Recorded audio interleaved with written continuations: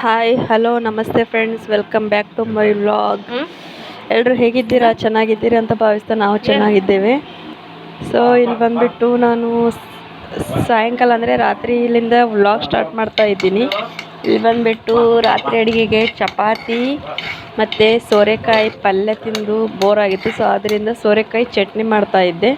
ಈ ಚಟ್ನಿ ಬಂದುಬಿಟ್ಟು ನಮ್ಮ ಅತ್ತೆಯವರು ನನಗೆ ಹೇಳಿಕೊಟ್ಟಿದ್ರು. ಸೊ ಯಾವಾಗಲೂ ಅವರೇ ಮಾಡ್ತಿದ್ರು. ಫಸ್ಟ್ ಟೈಮ್ ನಾನು ಟ್ರೈ ಮಾಡೋಣ ಅಂತ ಮಾಡ್ತಾ ಇದ್ದೀನಿ. ನೋಡ್ತಾ ಇರ್ಬೋದು ನೀವು.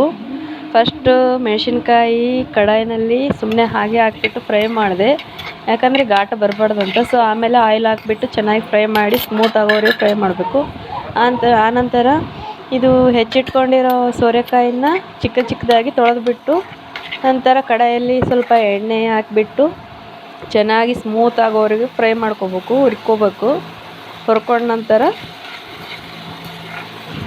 ಸ್ವಲ್ಪ ಸ್ಮೂತ್ ಆದ ನಂತರ ಒಂದು ಸ್ವಲ್ಪ ಬೆಳ್ಳುಳ್ಳಿ ಮತ್ತು ಹುಣಸೆ ಹಣ್ಣು ನೋಡ್ತಾ ಇರ್ಬೋದು. ಹುಣಸೆ ಹಣ್ಣು, ಬೆಳ್ಳುಳ್ಳಿ ಮತ್ತು ಎಳ್ಳು ಹಾಕ್ತಾರೆ. ಸೊ ನಾನು ಎಳ್ಳು ಬದಲಿಲ್ಲಿ ಗೋಡಂಬಿ ಹಾಕ್ತಾಯಿದ್ದೀನಿ. ಗೋಡಂಬಿನ ಹಾಕ್ಬೋದು, ಎಳ್ಳು ಇರಲಿಲ್ಲ. ಸೊ ಅದರಿಂದ ನಾನು ಗೋಡಂಬಿ ಹಾಕಿದೆ, ನೋಡ್ತಾ ಇರ್ಬೋದು. ಯಾಕಂದರೆ ಟೇಸ್ಟ್ ಚೆನ್ನಾಗಿರುತ್ತೆ, ಟೇಸ್ಟ್ ಚೆನ್ನಾಗಿ ಕೊಡುತ್ತೆ. ಸೊ ಅದರಿಂದ ಚೆನ್ನಾಗಿ ಫ್ರೈ ಮಾಡ್ಕೋಬೇಕು ಎಣ್ಣೆಲ್ಲೇ.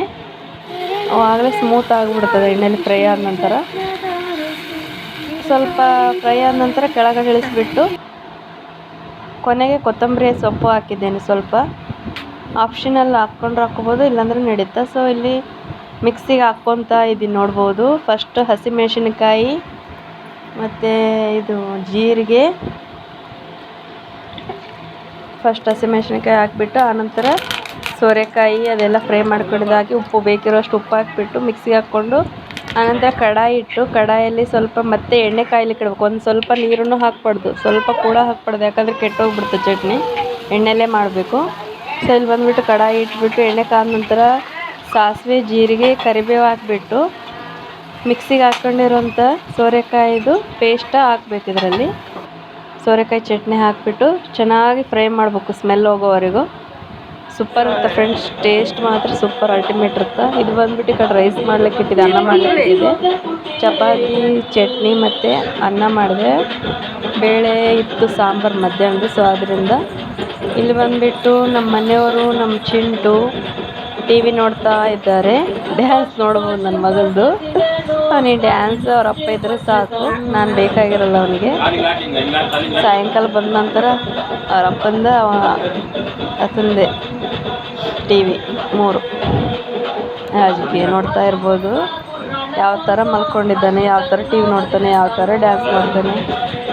ಸೊ ಈ ವ್ಲಾಗು ಬೆಳಗ್ಗೆ ಹಾಗೆ ಕಂಟಿನ್ಯೂ ಮಾಡ್ತೀನಿ ಫ್ರೆಂಡ್ಸ್. ಸೊ ಟೈಮ್ ಆಗಿರೋದ್ರಿಂದ ಇಲ್ಲಿಗೆ ಈ ವ್ಲಾಗ್ ಎಂಡ್ ಮಾಡ್ತೀನಿ. ಸೊ ಬೆಳಗ್ಗೆಯಿಂದ ಮತ್ತೆ ಕಂಟಿನ್ಯೂ ಮಾಡ್ತೀನಿ.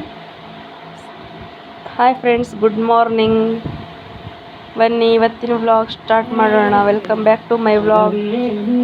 ನೋಡ್ತಾ ಇರ್ಬೋದು, ಇಲ್ಲಿ ಟೀ ಕುಡಿತಾ ಇದ್ದೀನಿ. ಬೆಳಗ್ಗೆ ಎದ್ಬಿಟ್ಟು ಕಸ ಹೊಡೆದು ರಂಗೋಲಿ ಹಾಕ್ಬಿಟ್ಟು ಟೀ ಮಾಡಿ ಟೀ ಕುಡ್ಕೊಂತ ಟಿ ವಿ ನೋಡ್ತಾ ಟೀ ಕುಡಿತಾ ಇದ್ದೀವಿ. ಬೆಳಗ್ಗೆ ನಮ್ಮ ಮನೆಯಲ್ಲಿ ಪಬ್ಲಿಕ್ ಮ್ಯೂಸಿಕ್ ನೋಡ್ತೀವಿ. ಸಾಂಗ್ ಕೇಳ್ತಾ ಕೆಲಸ ಮಾಡ್ತಾ ಇದ್ದರೆ ಮನಸ್ಸು ಸ್ವಲ್ಪ ರಿಲೀಫ್ ಆಗುತ್ತೆ. ಸೊ ಅದರಿಂದ ಇಲ್ಲಾಂದರೆ ನನ್ನ ಮಗಗೆ ಸ್ವಲ್ಪ ಗಂಜಿ ತಿನ್ನಿಸುವಾಗ ರೈಮ್ಸ್ ಅಂತದ್ದು ಹಚ್ತಾರೆ ಬೆಳಗ್ಗೆ.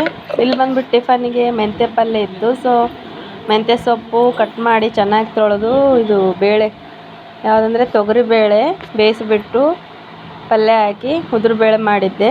ಮೆಂತ್ಯ ಸೊಪ್ಪು ಹಾಕಿಬಿಟ್ಟು ಉದುರುಬೇಳೆ ಮಾಡಿದ್ದೆ, ನೋಡ್ತಾ ಇರ್ಬೋದು. ಹಸಿಮೆಣ್ಸಿನ್ಕಾಯಿ ಮಿಕ್ಸಿಗೆ ಹಾಕ್ಕೊಂಡು ಈರುಳ್ಳಿ ಹಾಕಿಬಿಟ್ಟು ಮೆಂತ್ಯ ಪಲ್ಯ ಮತ್ತು ಚಪಾತಿ, ಕಾಳು ಪಲ್ಯ ಮತ್ತು ಚಿತ್ರಾನ್ನ ಮಾಡಿದ್ದೆ. ಅನ್ನ ಇತ್ತು. ಸೊ ಅದರಿಂದ ಇಲ್ಲಿ ನಮ್ಮ ಡಿಂಪು ಎದ್ದಿದ್ದಾಳೆ. ಸೊ ನಮ್ಮ ಅತ್ತೆಯವರು ತಲೆ ಬಾಚ್ತಾ ಇದ್ದಾರೆ, ಸ್ಕೂಲಿಗೆ ರೆಡಿ ಆಗ್ತಾ ಇದ್ದಾಳೆ. ಇಲ್ಲಿಂದ ರೆಡಿಯಾಗಿ ಹೋದ್ಲು ಇವತ್ತು. ನನ್ನ ಮಗ ಬಾಯ್ ಮಾಡ್ಲಿಕ್ಕೆ ಅಂತ ಹೊರಗಡೆ ನಿಂತ್ಕೊಂಡಿದ್ದಾನೆ, ನೋಡ್ತಾ ಇರ್ಬೋದು. ಗಾಡಿ ನೋಡಿದ್ರೆ ಅವ್ನು ಎಷ್ಟು ಇಷ್ಟ. ಮತ್ತೆ ಬಾಯ್ ಮಾಡಿದಲ್ಲಿ ಈಗ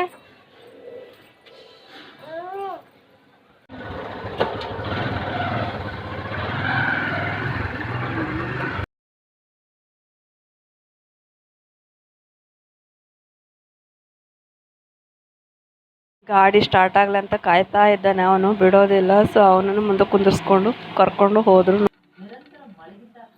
ಬೆಳಗ್ಗೆ ಮುಗೀತು. ನೆಕ್ಸ್ಟ್ ಮಧ್ಯಾಹ್ನ ಬಂದುಬಿಟ್ಟು ಪಲಾವ್ ರೈಸ್ ಮಾಡಿದೆ, vegetable rice. Vegetable pulao rice ಮಾಡಿದ್ದೆ, ನೋಡ್ತಾ ಇರ್ಬೋದು. ಅದ್ರ ಜೊತೆ ಬಜ್ಜಿ ತೊಗೊಂಡು ಬಂದಿದ್ದರು ನಮ್ಮ ಮನೆಯವರು. ಅಲ್ಲಿ ವೈಟ್ ರೈಸ್ ನಮ್ಮ ಅತ್ತೆಯವ್ರಿಗೆ ಪಲಾವ್ ರೈಸ್ ಬೇಡ ಅಂದರೆ ಸೊ ವೈಟ್ ರೈಸ್ ಇತ್ತು, ಅದನ್ನು ಊಟ ಮಾಡಿದ್ವಿ ಮಧ್ಯಾಹ್ನ. ಇಲ್ಲಿ ಬಂದುಬಿಟ್ಟು ಸಾಯಂಕಾಲಕ್ಕೆ ಇದು ಸಾಯಂಕಾಲ ಅಡುಗೆ ಬಂದುಬಿಟ್ಟು ಕ್ಯಾಬೇಜ್ ಇತ್ತು. ಸೊ ಕ್ಯಾಬೇಜ್ ಪಲ್ಯ ಮಾಡ್ತಾ ಇದ್ದೀನಿ. ಕ್ಯಾಬೇಜು ಚೆನ್ನಾಗಿ ಕಟ್ ಮಾಡಿ ತೊಳೆದ ನಂತರ ಸ್ವಲ್ಪ ನೀರು ಹೋಗ್ಲಿಕ್ಕಿಟ್ಟು ಆನಂತರ ಎಣ್ಣೆಯಲ್ಲಿ ಹೆಂಚಿನ ಮೇಲೆ ಎಣ್ಣೆ ಹಾಕಿಬಿಟ್ಟು ಫ್ರೈ ಮಾಡ್ತೀವಿ. ಈ ಪಲ್ಯ ಬಂದುಬಿಟ್ಟು ನಮ್ಮ ತಂಗಿನ ನೋಡಿ ಕಲ್ತೀನಿ, ಯಾಕಂದರೆ ಅವಳು ಇದೇ ಥರ ಮಾಡ್ತಾಳೆ. ಸೂಪರಾಗಿರುತ್ತೆ ಟೇಸ್ಟ್. ಮೊದಲು ನಾನು ಹಂಗೆ ಮಾಡ್ತಿದ್ದೆ, ಕುಕ್ಕರಲ್ಲಿ ಇಟ್ಬಿಟ್ಟು ಫುಲ್ ನೀರು ಬಿಡ್ತಿತ್ತು. ಸೊ ಆದ್ದರಿಂದ ಈ ಥರ ಮಾಡೋದ್ರಿಂದ ತಿನ್ನಲಿಕ್ಕೆ ಚೆನ್ನಾಗಿ ಅನ್ನಿಸ್ತದೆ. ನೀರು ಹಾಕಲ್ಲ ನಾನು ಈ ಥರ ಮಾಡಿದರೆ.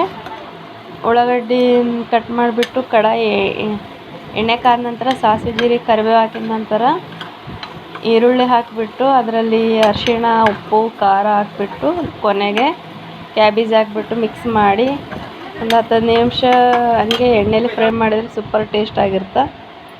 ಟೊಮೆಟೊನೂ ಹಾಕ್ಬೋದು, ಸೊ ನಾನು ಹಾಕಿಲ್ಲ ಇಲ್ಲಿ. ಅದನ್ನು ಟೊಮೊಟೊ ಹಾಕಿದ್ರೆ ಸೂಪರ್ ಟೇಸ್ಟ್ ಇರ್ತದೆ. ನಮ್ಮ ತಂಗಿ ಚೆನ್ನಾಗಿ ಮಾಡ್ತಾಳೆ, ನಮ್ಮ ತಂಗಿ ಇದೇ ಥರ ಮಾಡ್ತಾರೆ. ಸೊ ಅದರಿಂದ ನಾನು ಆಗ್ಲಿಂದ ಹೀಗೆ ಮಾಡ್ತಾಯಿದ್ದೀನಿ. ಮತ್ತು ಅನ್ನ ಮಾಡಿದ್ದೀನಿ, ಕ್ಯಾಬೇಜ್ ಪಲ್ಯ, ಅನ್ನ, ರೊಟ್ಟಿ ಮಾಡಿದೆ, ಮೊಸರು ಇತ್ತು. ಮತ್ತು ಟೊಮೊಟೊ ರಸಮ್ ಮಾಡಿದೆ, ಅದು ತೋರಿಸ್ಲಿಕ್ಕೆ ಆಗಲಿಲ್ಲ ಫ್ರೆಂಡ್ಸ್. ಪ್ಲೀಸ್ ಫ್ರೆಂಡ್ಸ್, ವಿಡಿಯೋ ಇಷ್ಟ ಆದರೆ ಒಂದು ಲೈಕ್ ಮಾಡಿರಿ, ಸಬ್ಸ್ಕ್ರೈಬ್ ಮಾಡ್ಕೊಂಡು ವೀಡಿಯೋಸ್ ನೋಡಿರಿ, ವ್ಲಾಗ್ಸ್ ನೋಡಿರಿ, ನಮಗೂ ಸ್ವಲ್ಪ ಸಪೋರ್ಟ್ ಮಾಡಿರಿ. ಇಲ್ಲಿ ಬಂದುಬಿಟ್ಟು ನಮ್ಮ ಡಿಂಪು ಊಟ ಆದ ನಂತರ ಹೋಮ್ವರ್ಕ್ ಮಾಡ್ತಾ